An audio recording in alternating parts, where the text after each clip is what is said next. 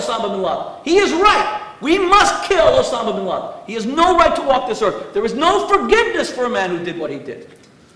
I am not part of a militant religion. I am part of a peaceful religion. But when you have someone whose entire raison d'etre, his reason for being, is to destroy the peace of the world, and to slaughter children, and to slaughter women, and goes after the most defenseless people, doesn't attack our soldiers who've got a gun, but goes after people whose only crime is to want to feed their kids, so they sat in a desk at the World Trade Center. I'm sorry. If you don't eliminate them, there will be no peace. Tolerating the intolerable is the liberalism of fools.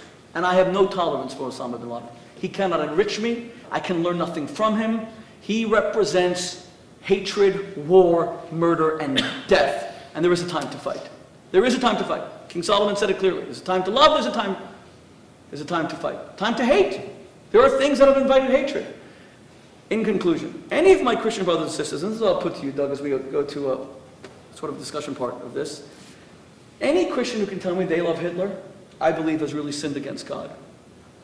If you tell me you can love the Ku Klux Klan, if you can love the bombers who bombed that church in Birmingham, Alabama, killing 4 little innocent girls whose only crime was to have darker skin than those guys who wore those white hoods. If you could say you love those people, my answer to you is, how much love do you have in your heart that you're channeling it to these monsters instead of the woman that I saw on the street as I walked here on 5th Avenue, huddled against the cold, and people didn't give her $1, not 25 cents. No one gave a damn that one of God's daughters was lying on the street on 5th Avenue, the richest street in the world.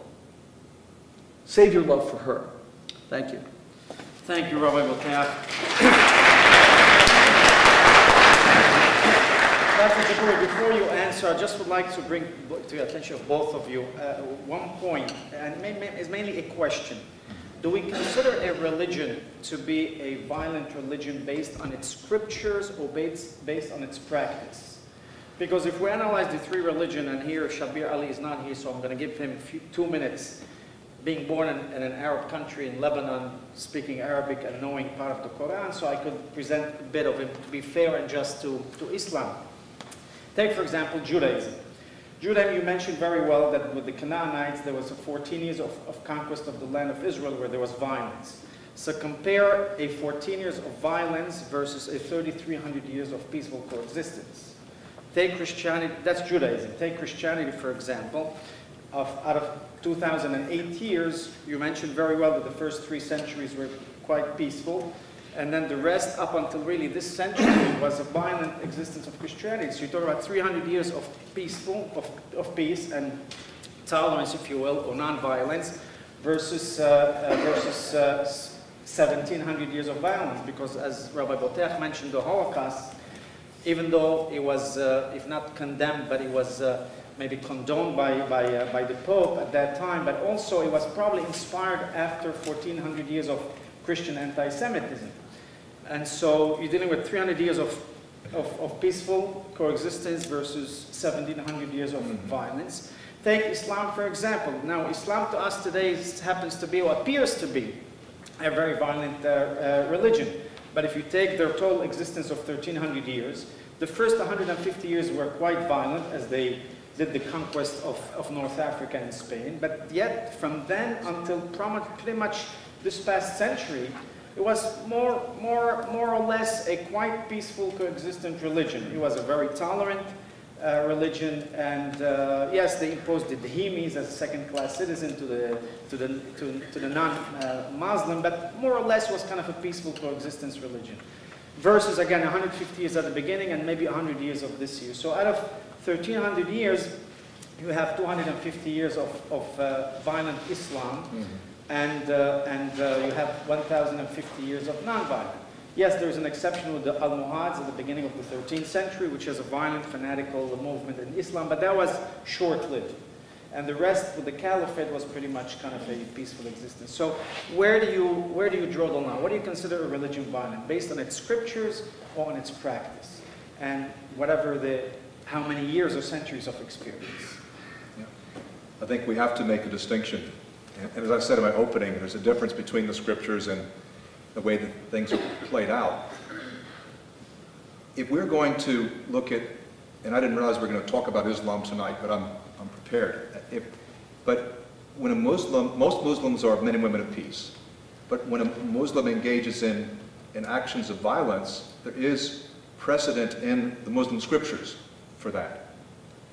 In Judaism, although very few Jews that I know of want to be violent, if you're going to use all the laws of the covenant, there's justification. For the gospel in the New Testament, there's zero justification for violence. It's just not there. And so when Christians do it, they do it against the teaching of their founder. If someone imitates Muhammad for a short period of time, or the Muslims in Arabia or North Africa or Central Asia, there's plenty of scriptural justification for that from the Quran. And I think that is the fundamental difference. Maybe I'm a purist, I'm a classicist, I like history. But, you know, I want to clarify, are we talking about the modern day, or are we talking about the original? Well, Doug, but with all due respect, I mean, come on. There's a lot of scripture in the New Testament that would support violence, just as you said in the Torah, in the Hebrew Bible. Let's talk about them. Even Mel Gibson, in portraying the Jews as being mostly responsible for the death of Jesus. By the way, I just came from Mexico, as you know, Doug, yesterday, where I addressed a conference of about 4,000 people. My wife was with me, and I'd say of the 4,000 people, 3,000 had never met a Jew or certainly heard one speak in their lives, and that's what they were telling me. To them, a Jew is a Christ killer. They don't mean it personally, they're not anti-Semitic. That's all they know, is that we killed Jesus. That's a pretty darn violent thing. That's in the book of Matthew. And then even Mel Gibson, when he translated all the Aramaic dialogue in the Passion of the Christ, he decided not to translate that famous verse, I think it's Matthew 28, but it might be Matthew 23, where the Jews say to Pontius Pilate, you know, the expression washing your hands, Pilate washes his hands literally, and it says that he's not going to be culpable for the blood of Christ.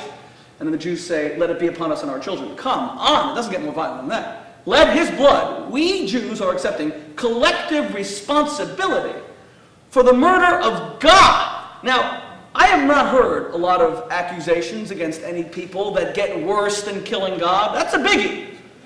If you are so demonic, if your soul has become so dark that you're capable of snuffing out the progenitor of all life, that's unbelievable. And we Jews, of course, and this, of course, was used more than any other verse in the New Testament to support the wholesale slaughter of the Jews for thousands of years. Now, I don't believe that Christians today believe that, and that's a proof that even though it says it in the New Testament, people interpret it differently. When I speak to my evangelical Christian friends, they'll say to me, the Jews are not responsible for the death of Jesus. He willingly laid his life down. It was almost an act of, I don't know, celestial suicide for a higher purpose. Correct? No, I don't think you're being really fair here. The guilt is laid on the leadership of the Jewish nation. And our children. Well, the thing in Matthew, and maybe that's what they said, which if they simply recorded what they said, it's okay. John is the gospel that most intensifies this and lays the guilt on the Jewish leadership for betraying their own nation and not recognizing the Messiah and snuffing out the light of the world, if you want to put it that way. The early chapters of Acts, with the ministry in Judea, there's an emphasis that the high priest, the elders of the nation, conspired to kill the Messiah. When you get into the later parts of Acts, where they're teaching the Gentiles, it's not really talked about.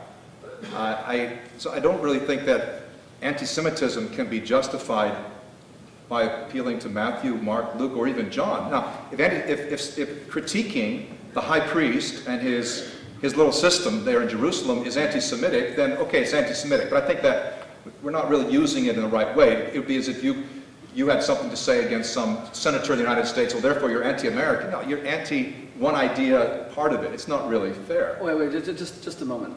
You Yes, cannot compare the criticism of a single senator to the collective guilt that is poured on the heads of the Jewish people and their children forever and ever in the book of Matthew, which has been the traditional theological justification for the persecution of Jews. Now let me just point out a couple of things. Number one, to say that what's missing, whenever I speak to my Christian brothers and sisters, they say, look, Shmuley, at the end of the day, you have to accept the Jews participated in the death of Jesus. It's just a historical record. I say that, number one, that's simply not true. Tacitus says that he was put to death by the Romans exclusively. There's no mention of the Jews. The same is true in other contemporary Roman historical sources. But more